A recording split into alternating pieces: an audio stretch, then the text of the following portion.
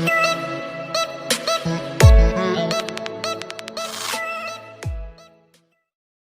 And welcome back to your YouTube channel लेखांकन। मैं रोहित राजौरिया आज आपका फिर से स्वागत करता हूं हमारे यूट्यूब चैनल पर। और आज आप सभी के लिए टॉपिक लेकर आए हैं trading and profit and loss account. नाम से ही पता चल रहा है कि क्या है trading and profit and loss account का मतलब व्यापार एवं लाभ हानि खाता। तो ये हम बनाते क्यों हैं? ये हम इसलिए बनाते हैं कि व्यवसाय में, व्यापार में, बिजनेस में एक लिमिटेड पीरियड का लाभ और हानि यानी कि प्रॉफिट और लॉस निकालने के लिए।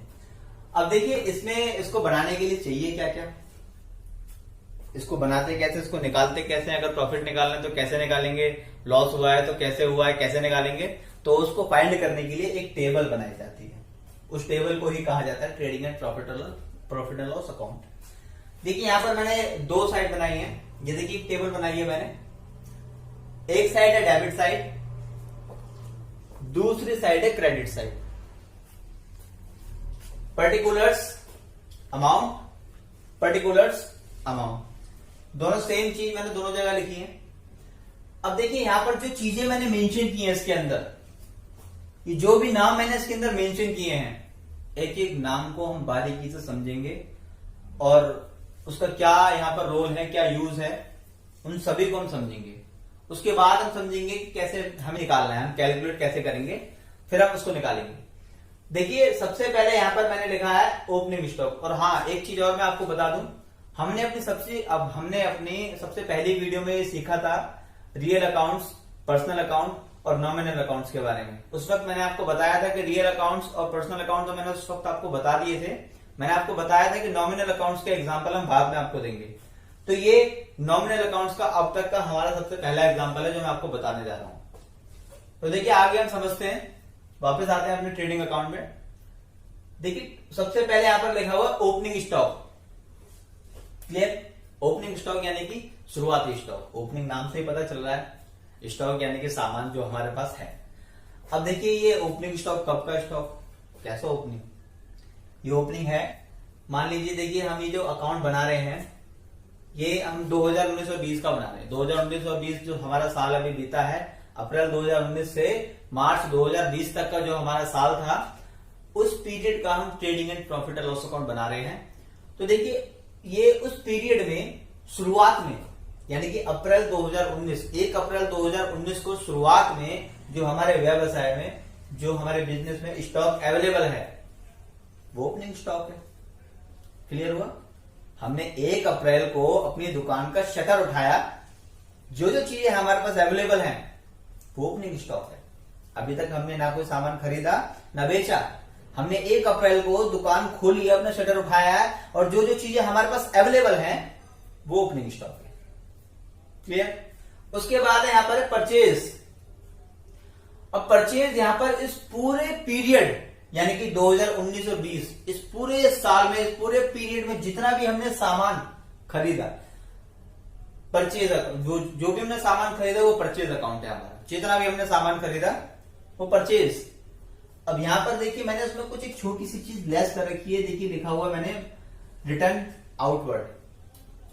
रिटर्न आउटवर्ड का मतलब होता है कि परचेज रिटर्न। जो भी हमने सामान खरीदा था, हमने किसी भी कारण से, किसी भी रीजन से उस सामान को वापस भेज दिया जिससे हमने वो सामान खरीदा था। या तो वो सामान डैमेज हो सकता है, या हमारा हमने नहीं मंगाया था वो एक्स्ट्रा हमारे पास आ गया, या किसी भी कोई भी रीजन हो सकता है, हमें नहीं चाहिए, हमने वापस कर दिया। तो वो रिटर्न आउटवर्ड यानी कि रिटर्न आउटवर्ड हमारे पास से चला गया, तो आउटवर्ड परचेज रिटर्न। तो वो हमने उसमें से क्या करेंगे, इस वैल्यू में से इस वैल्यू को लेस कर देंगे और जो वैल्यू आएगी उसको बाहर लिख देंगे। उसके बाद है डायरेक्ट एक्सपेंसेस। देखिए डायरेक्ट एक्सपेंसेस को बहुत ध्यान से समझिए। खर्चे दो तरह के होते हैं। देखिए एक्सपेंसेस यानी कि खर्चे, दो तरह के खर्चे हैं हमारे अकाउंट्स में मेन, एक डायरेक्ट एक्सपेंसेस और एक इनडायरेक्ट एक्सपेंसेस। डायरेक्ट एक्सपेंसेस क्या होते हैं? देखिए इसको बहुत ध्यान से समझिए। जब भी हम कोई सामान खरीदते हैं, व्यापार के दौरान जब भी हम कोई सामान खरीदते हैं, खरीदते वक्त जो किया गया खर्चा वो डायरेक्ट एक्सपेंसेस होता है। या फिर हम व्यापार में जिस वस्तु का हम निर्माण कर रहे हैं, निर्माण करते वक्त यानी कि उत्पादन करते वक्त, मैन्युफैक्चरिंग करते वक्त जितने भी खर्चे होते हैं वो सारे खर्चे डायरेक्ट एक्सपेंसेस होते हैं, और उन खर्चों के अलावा जितने खर्चे होते हैं वो सारे इनडायरेक्ट एक्सपेंसेस होते हैं। तो देखिए मैंने आपको क्या समझाया अभी डायरेक्ट एक्सपेंसेस में, इसको सीधे सीधे समझना है कि जो भी सामान, जब भी हम कोई वस्तु बना रहे हैं, मैन्युफैक्चरिंग के वक्त जो खर्चा हो रहा है वो, और जो भी हम कोई सामान खरीद के ला रहे हैं, परचेज कर रहे हैं, परचेज करते वक्त और अपने गोडाउन तक लाने तक का जो खर्चा होता है वो हमारा डायरेक्ट एक्सपेंसेस होता है। इसको समझिए, हमने सामान खरीदा और सामान को खरीदने के लिए खरीद तो लिया, अब उसको लेके आना है, कोई भारी सामान है, हम उसे अपने कंधे पर रख के तो नहीं ला सकते। हमने उसके लिए या तो कोई ट्रक, टेम्पो, रिक्शा, ऑटो, कुछ भी हमने किराए पे लिया, हमने उसको बोला कि ये हमारे एड्रेस तक लेके जाना है, तो उसको जो हम किराया देंगे वो डायरेक्ट एक्सपेंसेस है, समझे। और जब भी हम कुछ चीज बना रहे हैं, बनाते वक्त जो भी खर्चा हो रहा है वो खर्चा भी क्या होता है हमारा डायरेक्ट एक्सपेंसेस। इसके बहुत सारे एग्जांपल हैं, आप धीरे धीरे इन सारी चीजों को समझेंगे। तो देखिए ये तो हमारा डायरेक्ट एक्सपेंसेस है। उसके बाद आता है देखिए इस तरफ हमारा सेल्स अकाउंट।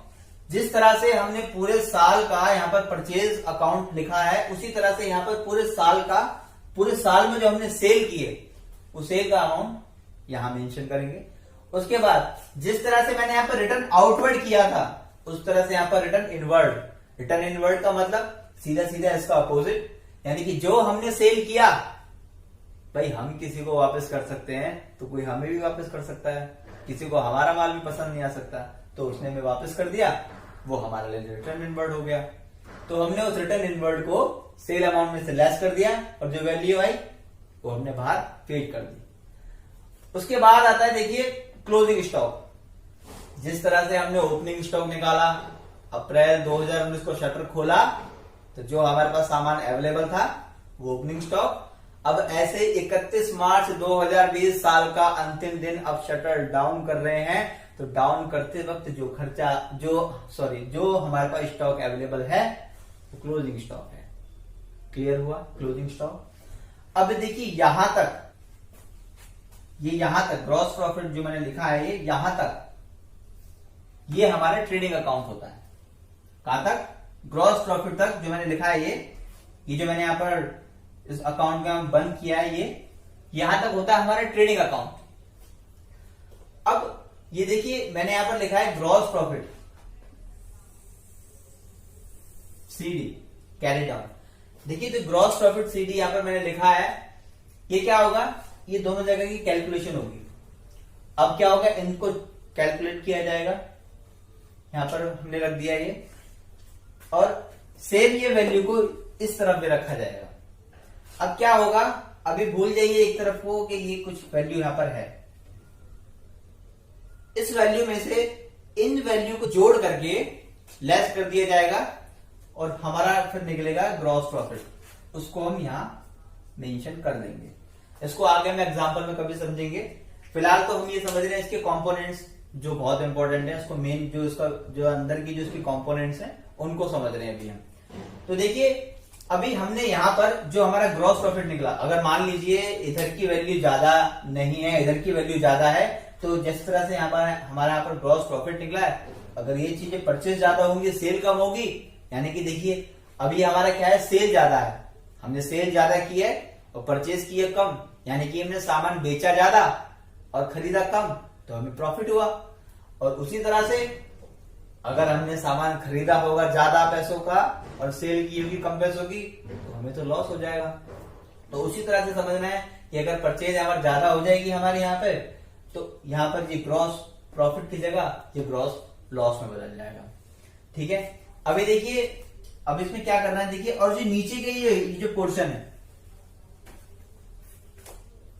ये पोर्शन होता है प्रॉफिट एंड लॉस अकाउंट। इस तरह से दोनों अकाउंट्स को जोड़ा जाता है, trading and profit and loss account. अब देखिए ट्रेडिंग अकाउंट में तो ये सारी चीजें थी, अब प्रॉफिट एंड लॉस अकाउंट कैसे बनता है, इसमें क्या क्या चीजें आती हैं। जब इतनी सारी चीजें हमारी ऑलरेडी ट्रेडिंग अकाउंट में आ गई, तो प्रॉफिट एंड लॉस अकाउंट में बचा क्या निकालने के लिए, वो देखिए।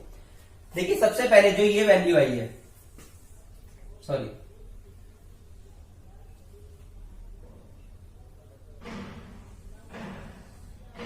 ये जो हमारी सबसे पहले जो ग्रॉस प्रॉफिट वैल्यू आई है, जो ग्रॉस प्रॉफिट की जो फिगर है, ये जो हमारा ग्रॉस प्रॉफिट हमारा निकला है कैलकुलेट होकर के, इसको सीधे सीधे हम ले जाएंगे इस तरफ। कुछ नहीं करना हमें, ग्रॉस प्रॉफिट को उठा करके अगर ये डेबिट साइड में आ रही है तो इस वैल्यू को हम ले जाएंगे क्रेडिट साइड में।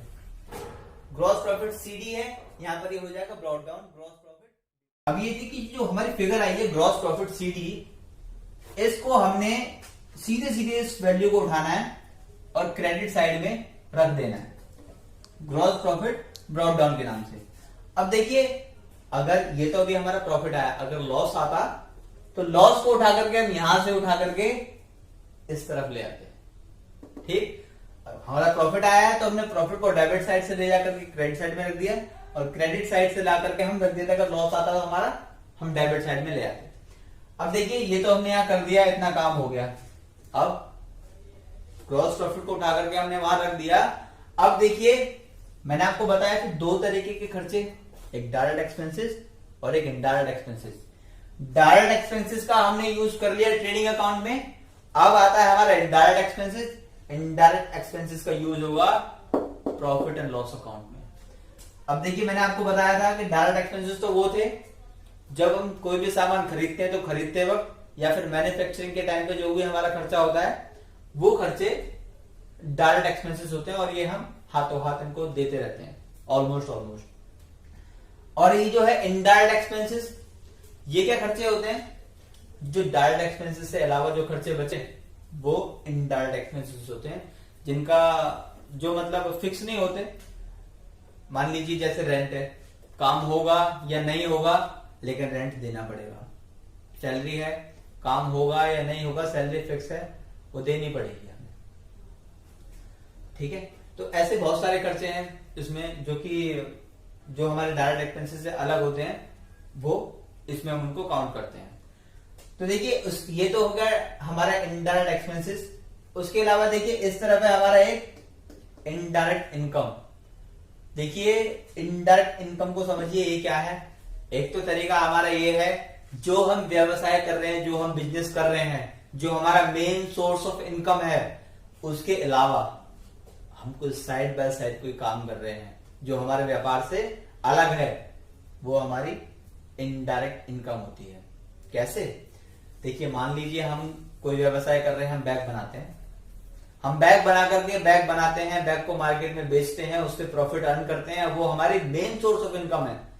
उसके अलावा आप बहुत सेठ हो, बहुत बड़े आदमी हो और आपके पास 500 गज की कोठी है, आपने उसको किराए पे दे रखा, रेंट पे दे रखा, आपको रेंट मिल रहा है उससे, तो आपको जो रेंट मिल रहा है उससे वो आपकी इनडायरेक्ट इनकम है। आपने पैसा किसी को कमीशन पे, आपने इंटरेस्ट पे किसी को पैसा दे रखा है, तो पैसे से आपको जो इंटरेस्ट मिल रहा है वो आपकी इनडायरेक्ट इनकम है। आपको कमीशन कहीं से मिला, वो आपकी इनडायरेक्ट इनकम है। ब्रोकरेज कहीं से मिली, वो इनडायरेक्ट इनकम है। इस तरह के बहुत सारी ऐसी इनकम है जो हमारे मेन सोर्स ऑफ इनकम से अलग होती है, वो हमारी इनडायरेक्ट इनकम में काउंट होती है। तो देखिए अब क्या होगा, हम इन दोनों को टोटल करेंगे, यहां की फिगर को टोटल करेंगे और यहां की फिगर को टोटल करेंगे। जिस साइड का टोटल ज्यादा होगा तो उसके अपोजिट साइड में हम उसका ग्रॉस प्रॉफिट या फिर gross loss, sorry net profit या नेट लॉस निकालेंगे।